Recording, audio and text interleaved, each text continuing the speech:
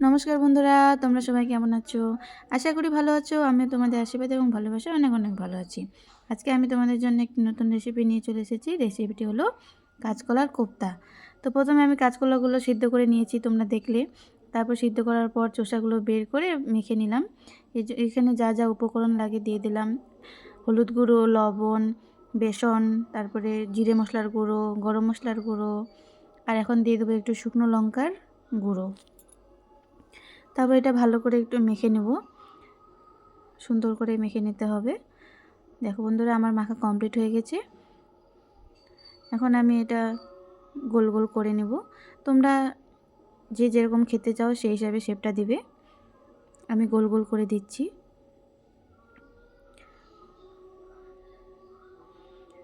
আমার সবগুলো করা কমপ্লিট হয়ে গেল। এখন এগুলো আমি ভালো করে ফ্রাই করে নেব। তার জন্য আমি নিয়ে নিচ্ছি একটা কড়াইয়ের মধ্যে দিয়ে দিচ্ছি তেল। তেলটা গরম হয়ে গেছে, তাই আমি দিয়ে দিচ্ছি। এখন এগুলো লাল লাল করে ভেজে নিতে হবে।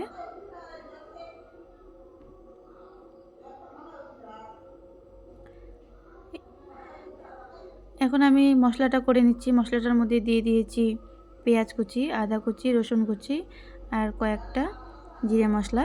এখন এটা আমি পেস্ট করে নেব। দেখো বন্ধুরা, আমার কোপ্তাগুলো লাল লাল করে ভাজা হয়ে যাচ্ছে। এটা চাইলে গরম ভাতের সাথে তোমরা এমনিতেও খেতে পারো, এইভাবেও খেতে খুব ভালো লাগে।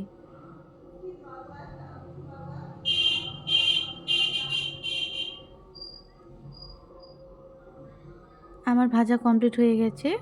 এখন আমি এগুলো একটা করে নামিয়ে নেব। এখন আবার কড়াইয়ের মধ্যে দিয়ে দিচ্ছি দুটো তেজপাতা আর দিয়ে দিচ্ছি কয়েকটা জিরে মশলা ফোড়ন। এখন পেস্ট করে মশলাটা দিয়ে দিচ্ছি।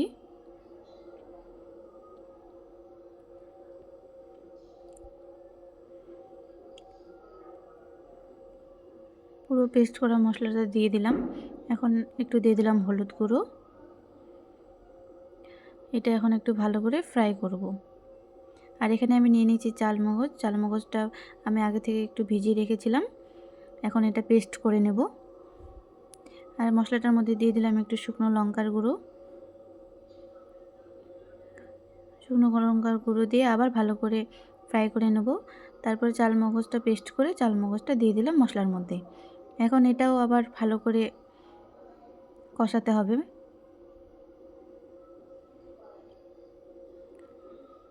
বন্ধুরা, তোমরা অবশ্যই জানাবে কমেন্টে ভিডিওগুলো কেমন হচ্ছে। তার তোমরা বেশি বেশি করে লাইক, কমেন্ট এবং শেয়ার করবে আর খুব খুব ভালোবাসা দিবে।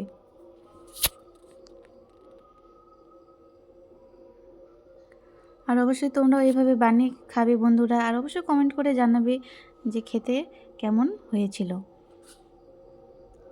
এই যে দেখো, মশলাটা আমার কষা মোটামুটি হয়ে এসছে। এখন একটু আমি মশলাটা কড়াইয়ের মধ্যে লেগে যাচ্ছে, সেই জন্য একটু আমি জল দিয়ে দিলাম। জল দিয়ে আবার ভালো করে একটু মশলাটা কষবো। আমার কষা কমপ্লিট। এখন একটু ঝোলের জন্য জল দিয়ে দিচ্ছি।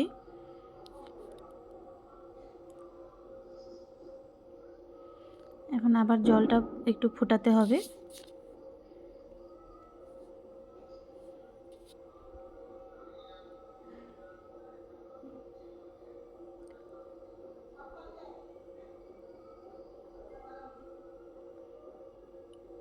দেখো,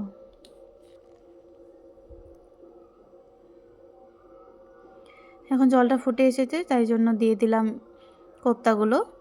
কোপ্তাগুলো দিয়ে এখন আবার ভালো করে একটু ঘাঁটবো।